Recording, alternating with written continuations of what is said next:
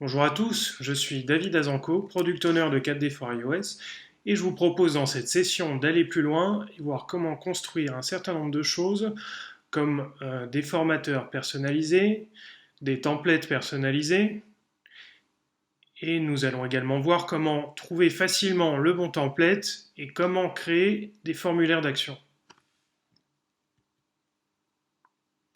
Tout d'abord, voyons les différentes étapes à suivre pour créer un formateur personnalisé. Donc, dans un premier temps, il faut définir le nom du formateur, qui sera affiché dans l'éditeur du projet dans la section label et icônes. Définir le type de formateur, qui définira la source. Le binding type, qui est en fait le type de valeur que vous souhaitez obtenir. Nous allons voir ça dans quelques minutes. Définir la choice list, qui sont en fait les valeurs que vous souhaitez obtenir à l'arrivée. Et enfin, les ressources, si vous avez des photos, des images à inclure dans votre formateur, ce sera donc les assets.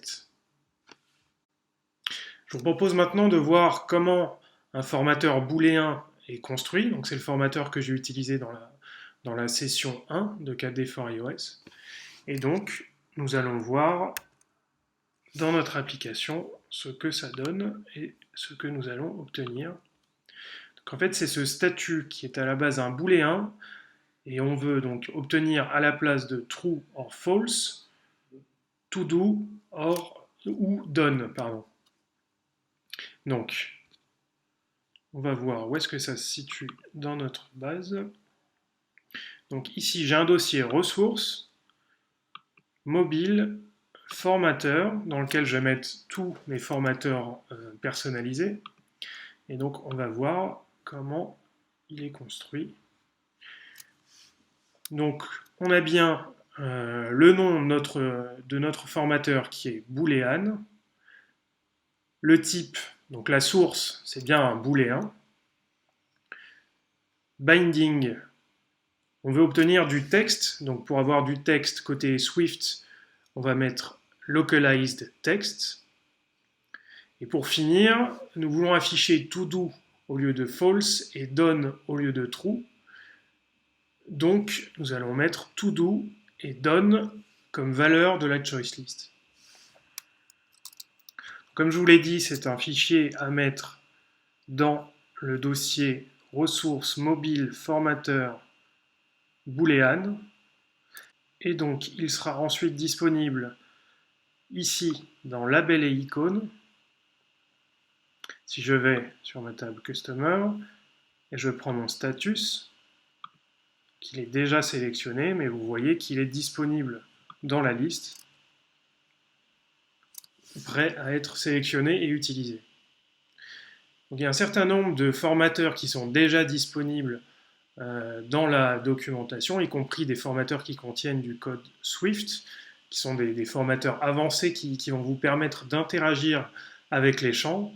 Donc c'est quelque chose dont j'ai déjà parlé pendant la première session, mais c'est des formateurs qui vont vous permettre, ici on a une liste de quelques formateurs qui vous permettent par exemple d'ouvrir l'application Map d'Apple, ou de composer automatiquement un numéro de téléphone, ouvrir l'application Mail avec le destinateur déjà renseigné, donc qui est la valeur du champ finalement sur lequel vous allez cliquer.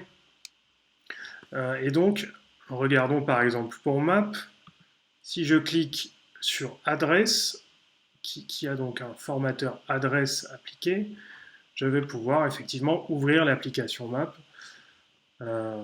Donc voilà, c'est assez sympathique, c'est un moyen assez facile d'interagir avec ces champs, avec une valeur ajoutée, qui est donc d'utiliser les applications existantes d'Apple.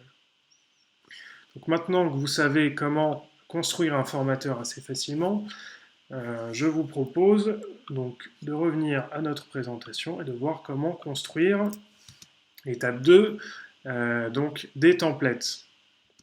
La première chose à faire, c'est la construction du storyboard. qui est l'interface graphique, ce que vous allez retrouver dans votre application finale. Il faudra ensuite créer un SVG qui sera la représentation de vos vues, dans lequel vous allez pouvoir glisser, déposer vos champs dans la section formulaire. Ensuite, le manifeste qui décrira votre template, à savoir sa nature, si c'est un formulaire de détail ou un formulaire liste, ainsi que le nombre de champs. Donc voilà un certain nombre d'informations qui décrivent votre template.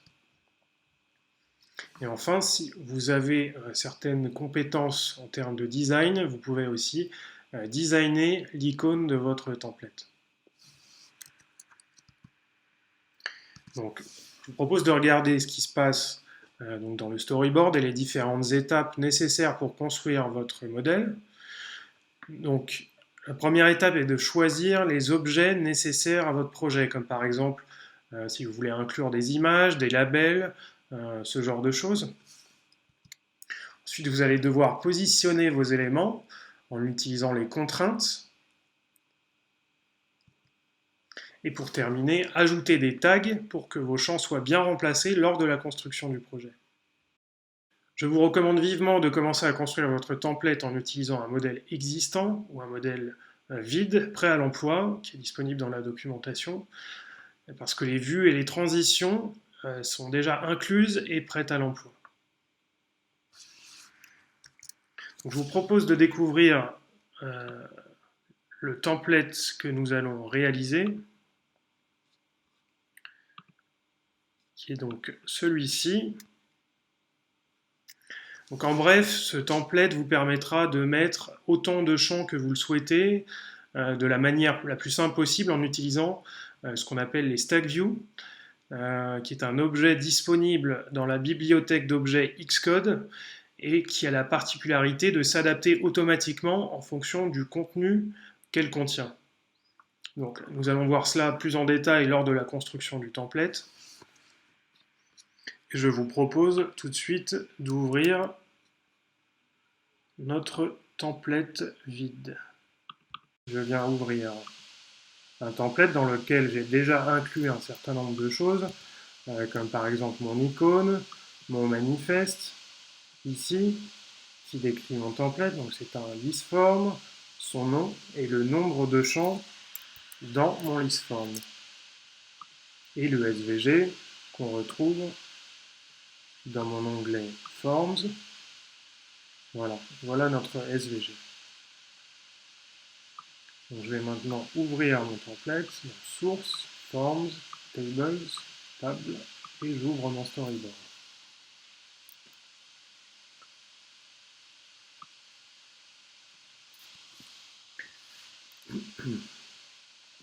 On se retrouve ici avec un storyboard vide. Donc on a cette vue qui est une table view avec une cellule qui sera ensuite dupliquée pour obtenir ce résultat, et donc dans laquelle nous allons ajouter des labels et puis d'autres objets si vous le souhaitez. Vous pouvez ajouter des images. On va voir que dans la bibliothèque il y a pas mal d'objets disponibles. Donc pour accéder à la bibliothèque, on va soit dans View, Show Library, ou alors vous pouvez donc le petit shortcut qui va bien et qui vous permet d'afficher les choses assez rapidement. Donc nous allons ajouter dans un premier temps une vertical stack view.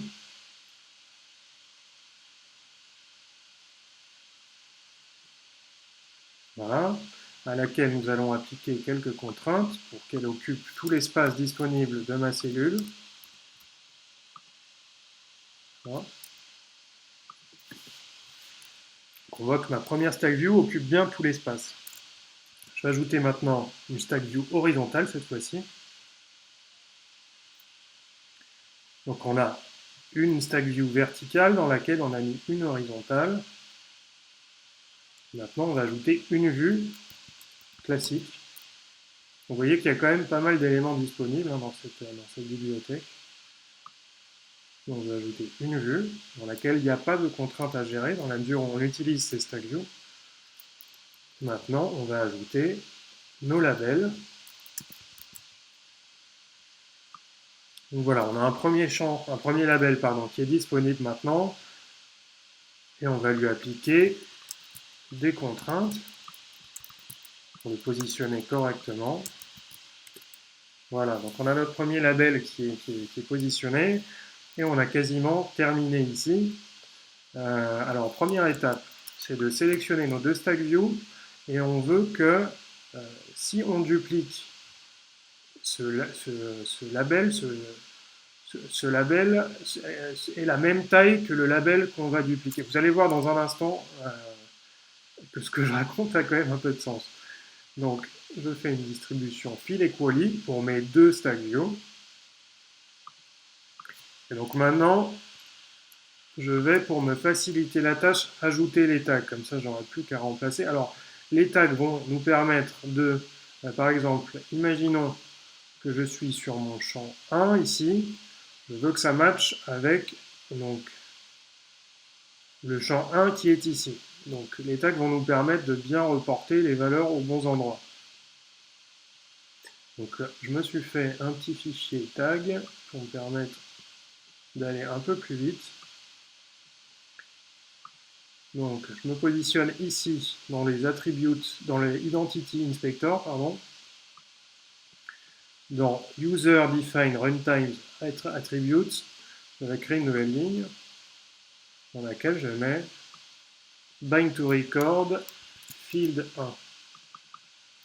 Voilà, de type string et en valeur field 1 binding type, et donc les underscores ont leur importance ici, donc il faut vraiment avoir cette valeur là. Voilà, donc ça va me permettre d'aller un peu plus vite pour la suite. Et donc là on passe donc à on va dupliquer ces champs-là, et vous allez voir que ça va être relativement simple. Donc ici, on voit sur notre modèle que j'ai deux champs alignés de façon horizontale. Donc ce que je vais faire, c'est dupliquer ici. Donc je n'ai qu'à dupliquer ma vue. Voilà. Et donc le fait d'avoir mis fill equally sur ma stack view, ça me permet d'avoir donc la même taille à gauche et à droite. Et donc là, la partie sympathique, donc je vais dupliquer ma stack view horizontale pour me permettre d'avoir autant de lignes que je veux. Donc vous voyez qu'on peut avoir des listforms avec pas mal de labels disponibles. Donc moi, ce que je veux, c'est reproduire ce que j'ai ici à droite. Donc on est plutôt pas mal. Et donc ici, on va venir remplacer les tags pour que les valeurs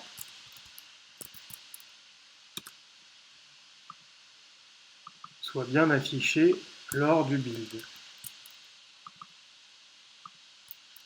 Voilà, et on a un quatrième champ ici.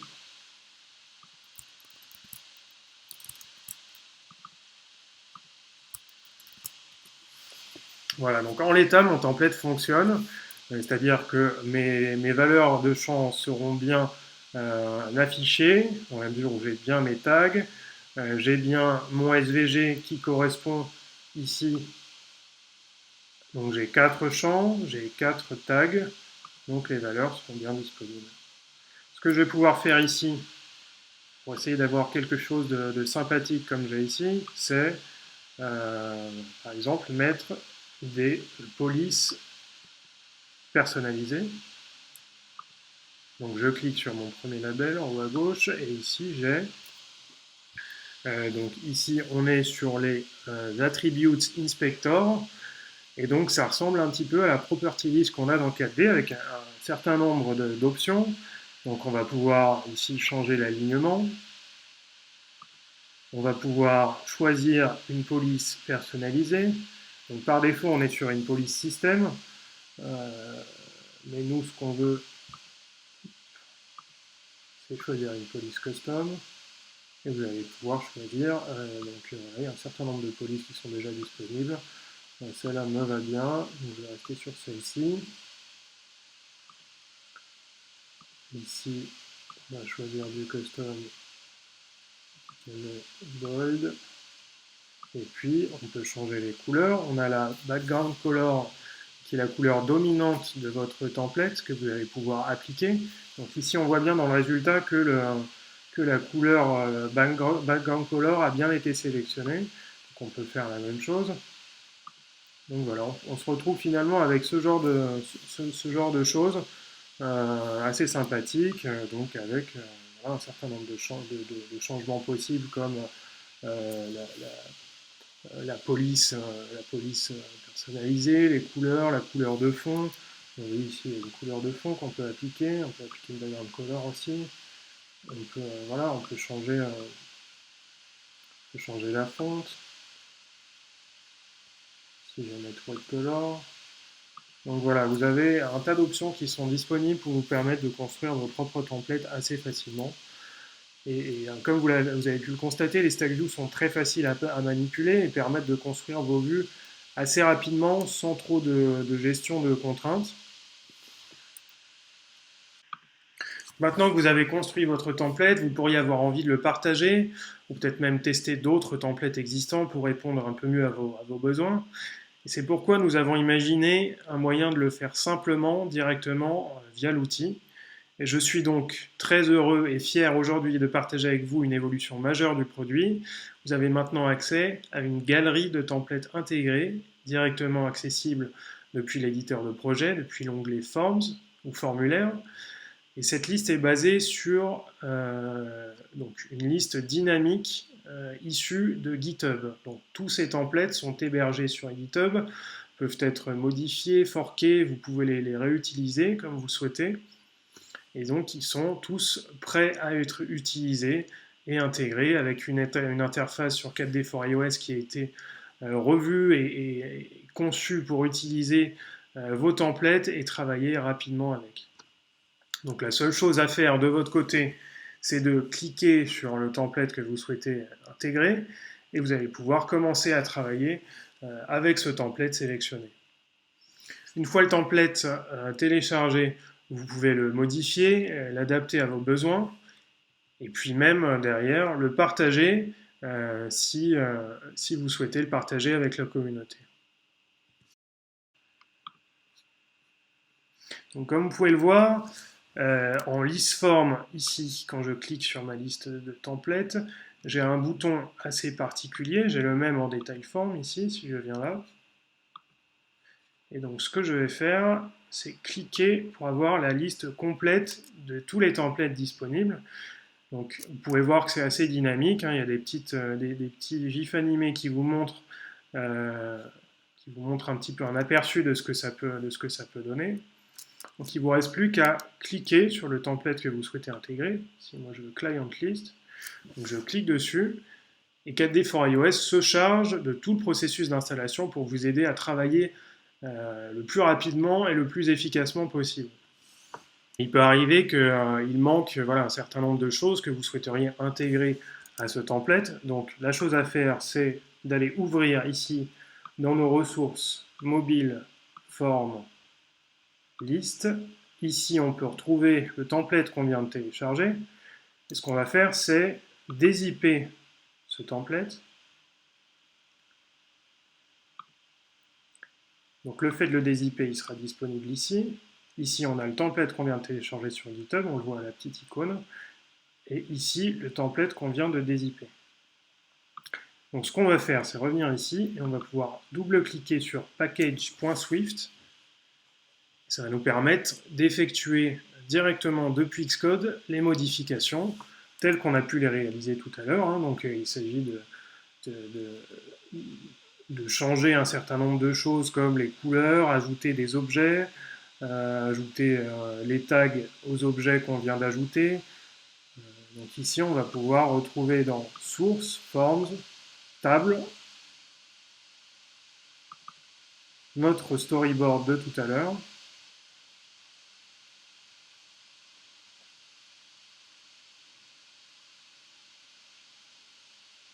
Et donc à partir de là, on va pouvoir faire les mêmes modifications de tout à l'heure. On est quasiment dans la même configuration que tout à l'heure.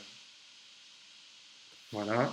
Et donc on a bien notre cellule ici avec tous nos labels. Donc voilà.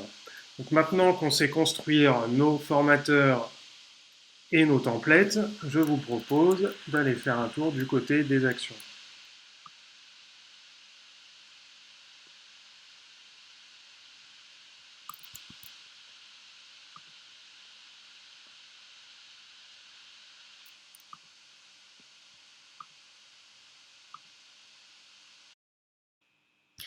Donc, le processus de création est le suivant.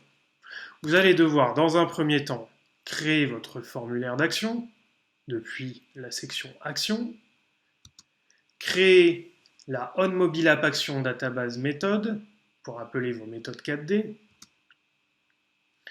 créer vos méthodes 4D ou utiliser vos méthodes existantes et utiliser vos actions directement depuis votre application. Pour cet exemple, nous allons créer un formulaire d'action pour vous permettre d'ajouter des images à la table Pictures. Pour cela, nous allons créer donc une action en utilisant les actions prédéfinies, en cliquant sur la petite flèche ici, Add Actions for Pictures. Et donc tous les paramètres associés au champ et leurs propriétés sont affichés ici dans Action Parameters avec donc leurs propriétés ici, donc le nom, l'aspect obligatoire du champ, si vous souhaitez ajouter un placeholder ou une valeur par défaut. Donc tous ces paramètres sont créés automatiquement et sont prêts à être utilisés. Donc maintenant nous sommes prêts à donc, créer ou éditer notre onMobileAppAction méthode qui va nous permettre d'appeler toutes nos méthodes 4D. Donc pour la démo, la méthode est déjà remplie, mais si vous devez la créer à partir de 0, un case-of sera créé avec toutes vos actions pour pouvoir vous permettre de gérer facilement vos actions. Donc si on regarde Add Pictures, notre action Add Pictures, donc ici, on crée simplement un objet qui envoie les paramètres de l'application mobile pour les fournir à notre méthode 4D Add Pictures existante.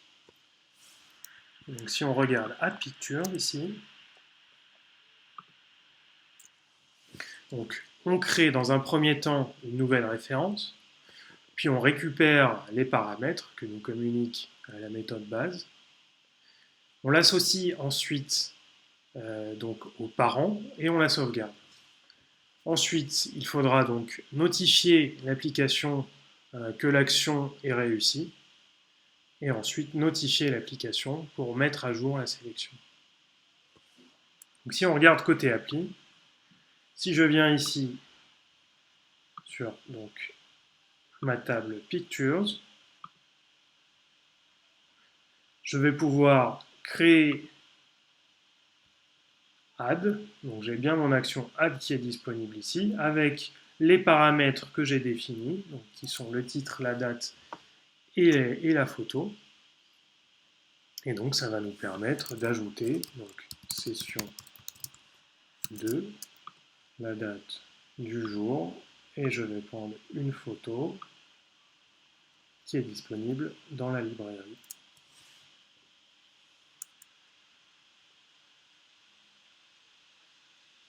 Voilà, et je vais ajouter une petite cascade, done, et voilà, donc mon enregistrement est bien ajouté ici avec ma photo et bien synchronisé avec ma base de données.